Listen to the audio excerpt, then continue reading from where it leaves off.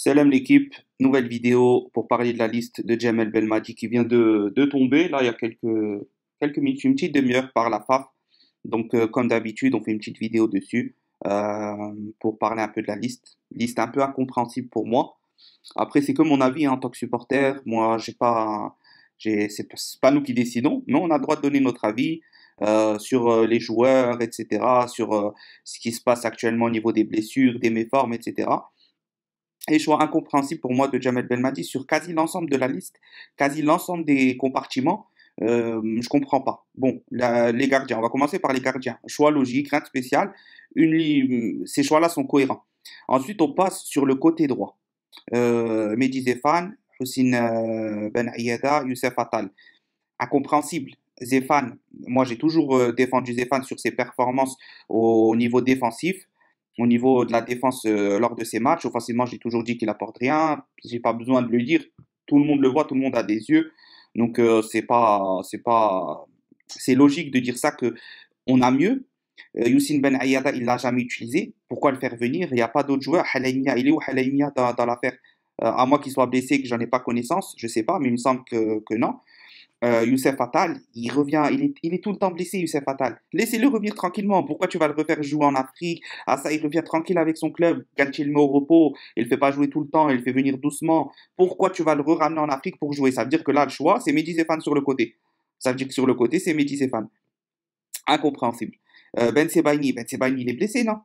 Ah, moi qui sais, je sais pas, je comprends pas. Même si on va dire il est capable de revenir pour le match, pourquoi tu le laisses pas au repos? On n'a personne sur la gauche. Certes, il y a Fares, il a ramené Fares. Bon retour, bon choix. Je pense qu'il sera titulaire si Ben Sebaini n'est pas capable. Mais de toute façon, même si Ben Sebaini était capable, laisse-le se reposer. C'est la même chose que pour Benasser, qui revenait tout doucement, très très très très faiblement, et il l'a fait jouer sur les deux matchs face Burkina et Djibouti. Incompréhensible.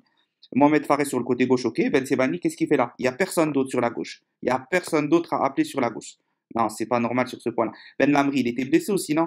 Ou même si on va dire, allez, il est capable de jouer le match. C'est toujours la même chose. Joueur en méforme. Il est blessé, donc il faut le laisser le temps de récupérer, même si c'est une petite blessure. Pourquoi aller le faire jouer en Afrique? On n'a pas d'autres joueurs. Alors, vous allez me dire, il y a Touba, il y a Mandi, il y a Bedran. Oui, mais pourquoi le laisser dans la liste? Si un autre joueur se blesse, etc., fait venir à nouveau, lui dire, voilà, si un jour Ben Lamri n'est plus au niveau, si un jour Bedra n'est plus au niveau, si Touba n'est plus au niveau, si Mandi ne joue pas, toi, tu es le prochain. Donc, prépare-toi bien en club. Tu lances un message aux joueurs. Enfin, je sais pas, pour moi, c'est logique. Ensuite, Medioub, incompréhensible aussi. Pourquoi? Parce qu'ils jouent en Ligue 1. Parce que ça veut dire tous les joueurs locaux, en fait, ils n'auront jamais leur chance. Au début, quand il est venu, il a dit, je fais pas de différence entre les locaux, les ceci, cela. Je juge sur les performances, etc. Quelle performance il a, Medioub? Il a quoi comme performance, Medioub? Je sais pas. Si quelqu'un le sait, qu'il me le dise en commentaire. Moi, j'ai pas compris. Benasser, maintenant on passe au milieu. La défense, choix très très mauvais sur beaucoup de points. L'absence de Zedatka, incompréhensible. Alors, est-ce que Zedatka, alors on ne sait pas. Peut-être que Zedatka n'a pas fait son changement de nationalité sportive, ou que c'est plus compliqué, ou qu'il veut pas, etc. Des choses peut-être qu'on ne sait pas. Mais je parle dans le cas où il voudrait venir, qui vient, qu'il a fait tout, etc. Incompréhensible. Ensuite, Benasser, Zorgan, Zerouki, Ferouli, Belkebla et Chamboudabi. C'est peut-être le compartiment le plus cohérent. Donc Benasser, il revient bien, c'est bien. Il faudra peut-être pas le faire jouer les deux matchs entiers, mais il revient très bien. Il a été très performant face à l'Atlético. Zorgan soit logique, Zerouki soit logique. Fegouli, on peut se poser la question, mais parce il joue pas beaucoup en club depuis des années, il est de moins en moins performant quand il vient, malgré qu'il soit toujours efficace. Et être efficace et être performant, c'est deux choses différentes. Tu peux avoir une méforme, mais quand tu rentres, tu as cette qualité-là où tu fais quand même la différence, etc. Donc pour moi, choix aussi logique, puisque en fin de match, s'il l'utilise correctement, en fin de match, il peut faire très mal, mais on sait qu'il va pas l'utiliser en fin de match. Ensuite, Belkebla, choix pour moi, Belkebla, je pense qu'on a autre chose à faire venir dans la liste, notamment un 10, parce qu'on a bien vu que dans les fins de match, quand ça allait pas, il fait rentrer des joueurs qui n'apportent rien offensivement, alors qu'il faut avoir cette clé qui te fait apporter quelque chose offensivement, comme un Boulaya, par exemple. Donc, faut pas me parler de Méfort, me dire, ouais, on peut pas l'appeler, il revient doucement Méfort, mais tu fais appeler des joueurs qui viennent se blesser cette semaine. Ça, c'est incohérent. Boudaoui, choix logique. Offensivement, Slimani, sorti sur blessure. Est-ce qu'on a besoin d'un Slimani actuellement?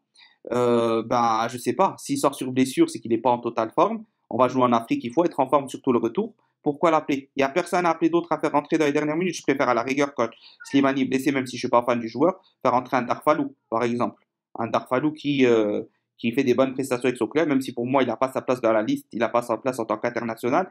Mais si on a un choix de valeur sûre, de quelqu'un qui se donne, de quelqu'un qui est compétitif, ça aurait été Darfalou. Punjer, choix logique. Mahrez, choix logique. Belaïli, choix logique. Adamouna, choix logique, parce que même s'il joue pas, il fait des entrées toujours intéressantes. Donc tu donnes 15 minutes à la fin, c'est intéressant. Ben Rahma, choix logique aussi, qu'il faudra tester absolument pour moi en 10.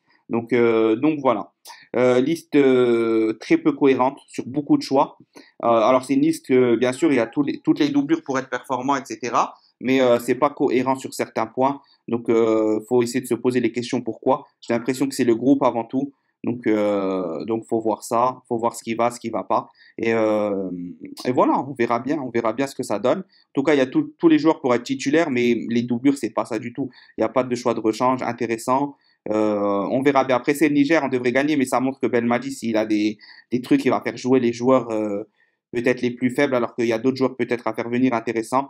Bref, normalement, ça devrait passer face au Niger. Mais je comprends pas cette obstination à faire jouer des joueurs en méforme et obstiné pour conserver un groupe, alors que normalement tu fais rentrer n'importe quel joueur qui vient pour l'Algérie et va vouloir faire partie du groupe et s'intégrer dans le groupe et faire son taf correctement. Choix très discutable de cette liste. On verra bien, c'est lui le coach, c'est lui qui décide. Mais même s'il gagne ces deux matchs, le choix de la liste est mauvaise. Même s'il gagne, ça change rien que le choix de la liste est mauvaise parce que c'est le Niger. Ils nous auraient fait cette liste-là contre une autre équipe et ils l'auraient fait contre une autre équipe parce qu'on a compris sa vision de jeu, sa mentalité de groupe, etc. Mais ça reste des choix illogiques même si on gagnerait. Et si on perd, tout le monde va lui tomber dessus. J'espère qu'on perdra pas. Mais ouais, il n'y a pas grand-chose à dire. On a compris la mentalité de Belmadi. Il y a beaucoup d'incohérences avec ce qu'il disait quand il est arrivé. Malgré tout, c'est un bon coach, il nous a fait gagner la CAN, on le soutient. Tant qu'il fait le travail, s'il va avec ça, qu'il nous refait gagner la CAN 2021, on se taira, c'est tout. Mais après, s'il la perd, et, en plus qu'il y a des choix très discutables, on sera là aussi pour le dire. Donc voilà. Donc voilà sur la liste, tout simplement. N'hésitez pas à me donner vos avis, très très important, n'en débat en commentaire. Et voilà, si la vidéo vous a plu, abonnez-vous, petit pouce bleu et partagez si vous voulez pas, mais allez, salam.